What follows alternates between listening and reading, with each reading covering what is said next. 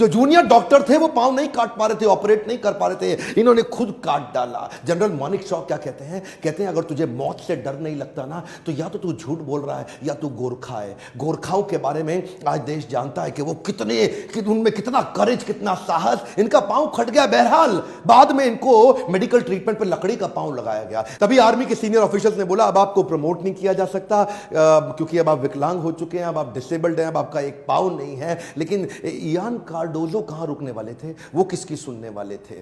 लकड़ी का पांव लेकर के अपनी फिटनेस को बिल्ड करने में लग गए और बोले कि जिसके पांव है ना दोनों, उसके साथ मेरी रेस लगवा दो, मैं उसको हरा दूंगा। और वही हुआ। वो लकड़ी का एक पांव लेकर के इतना तेज भागते कि जो बिल्कुल मेडिकली फिट है उसको भी पछाड़ देते।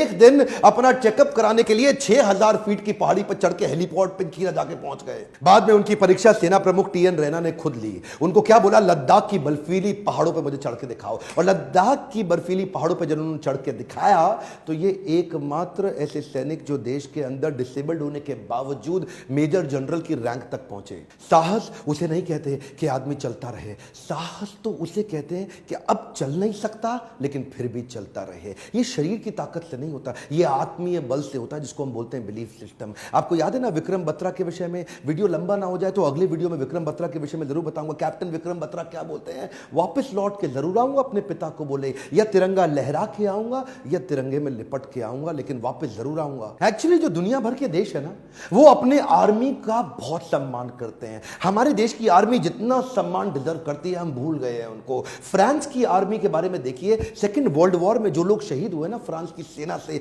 ये लोग क्या करते हैं? 11वें महीने की 11 तारीख को सुबह 11:11 पे ये लोग क्या करते हैं? खड़े हो जाते हैं मौन में उन सबको याद करने के लिए जो शहीद हो गए। यानी कि पूरा देश उस शहीदी दिवस को बड़े दिल से मनाता है। कोरिया में जाइए ना, नॉर्थ कोरिया में, नॉर्थ कोरिया का जो तानाशाह है उसने 65 लाख लोगों को आर्मी की ट्रेनिंग दी अपने देश में। 10 लाख लोग एक्टिव हैं आर्मी में, लेकिन 55 लाख लोग रिजर्व, अपना काम धंधा कर रहे हैं लेकिन आर्मी के लिए रिजर्व है, जिस दिन जरूरत पड़े आ जाएं। इसे कहते हैं आर्मी की रिस्पेक्ट। आप अमेरिका में जाइए, अमेरिका में अडॉप्ट द ग्रेव का सिस्टम उन्होंने चालू किया है कि जो भी जितने भी लोगों को जो शहीद है ना अमेरिकन सोल्जर्स, उनकी ग्रेव को अडॉप्ट करने का सिस्टम बनाया कि एक आदमी एक ग्रेव को अडॉप्ट करेगा ताकि जीवन भर उसका सम्मान किया जा सके, रिस्पेक्ट किया जा सके। हमारे देश में क्या हो रहा है? हमारे देश के जो राजनेता है ना, पॉलिटिकल पार्टी, पॉलिटिकल लीडर, उनके स्मारक तो बनाए जा रहे हैं बड़े बड़े वीआईपी। मिलिट्री लीडर के स्मारक को कोई पूछता ही नहीं, और बनता भी है तो किसी गांव के अंदर ऐसे कोने में कहीं बनता है जहां पे जाके पशु पक्षी वहां पे